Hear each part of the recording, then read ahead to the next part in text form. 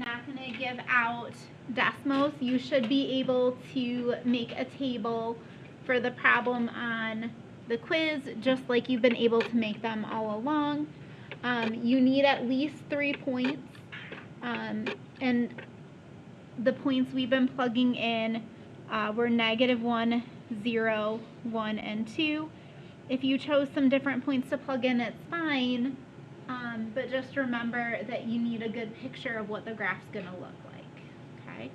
And if you ever are concerned when you're doing the quiz and you're like, are these good points to pick, you could ask me, right? And say, like, should I pick some different ones? Are these looking okay? So if you're nervous about the points you picked, you can always ask. All right, if I plug in -1, -1 plus 1 is 0. 4 to the 0 is 1. 0 plus 1. 4 to the 1, 4. 1 plus 1, 4 squared. Ooh, we're getting big, so I'm probably not going to plug in this one when I go to graph in a minute, because that one's going to be off the charts. So that's going to give me the third power, yeah? And then 4 to the third power would be 64. Okay. I'm probably also going to count by 2s. So I'm going to go 2, 4, 6, 8. Remember, you can count by whatever you want. Those are tiny. Pretend that says 2, 4, 6, 8.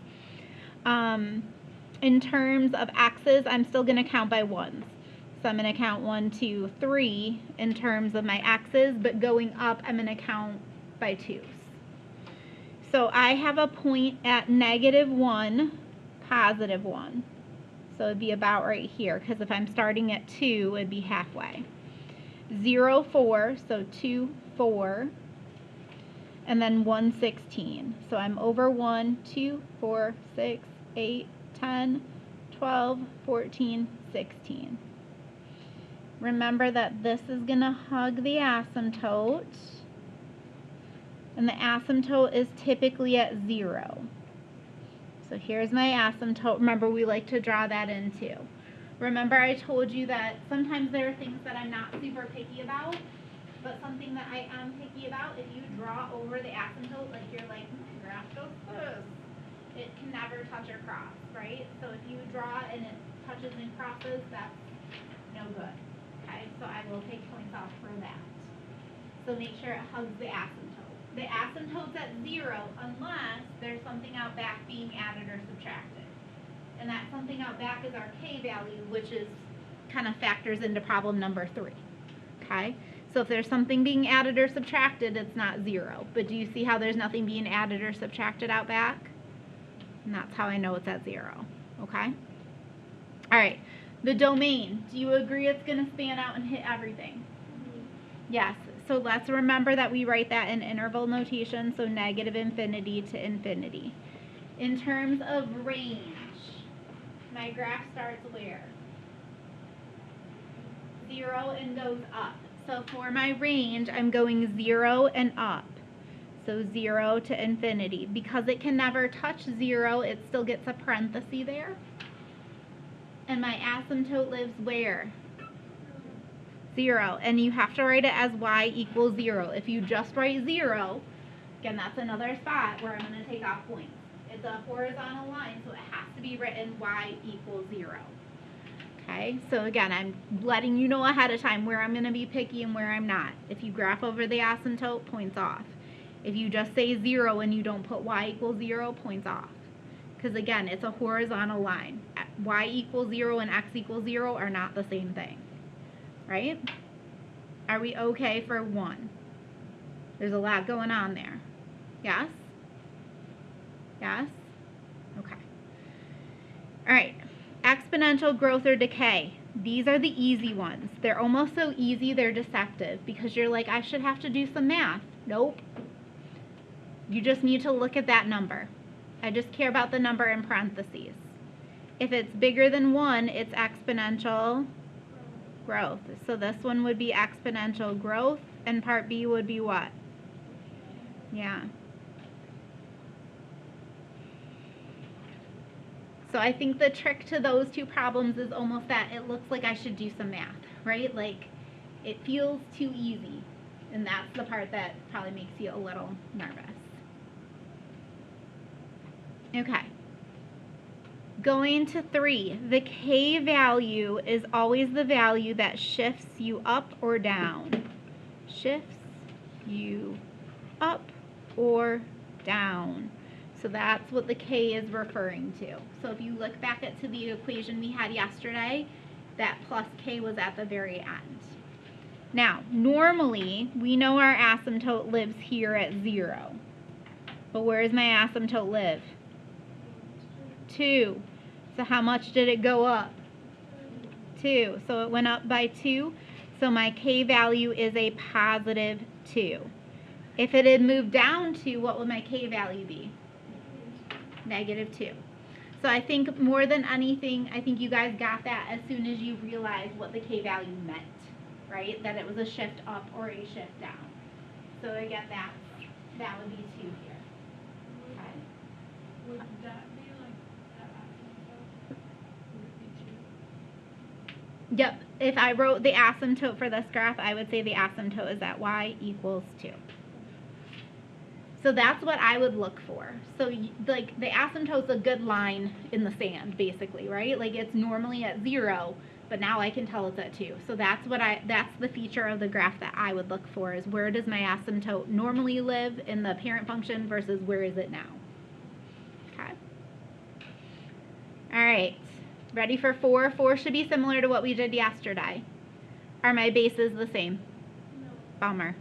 So this is 5 to the x plus 4. And then on this side, I want it to also be a 5. How can I change this to a 5? 5 cubed. You guys have got it. And this cube then has to get distributed to both. Be careful. Okay? And I'm saying that also to myself because during 4th hour yesterday, I didn't distribute it to both. I just distributed it to the x. So half the time when I'm saying reminders like that, please know that they're also for me, as much as they're for you. Okay, now that my bases are the same, what am I allowed to say? Yeah, that the exponents are equal. So we had that rule yesterday that said that we can then say our exponents are equal to each other. So I can go from this step up to this step because of that theorem that we had in our notes. Now it looks like a problem from 7th-ish grade. How would you solve it from here? Yeah. I always like to get my x's together first. You can do a different first step and you're still going to probably be okay. Just make sure you're doing the math correctly. How can I get rid of the minus 24? Add it. So I get 28 equals 2x. And how can I finish solving for x? Divide by 2. X equals 14. Let's say I'm nervous about my answer, and I'm a perfectionist, which is true for me.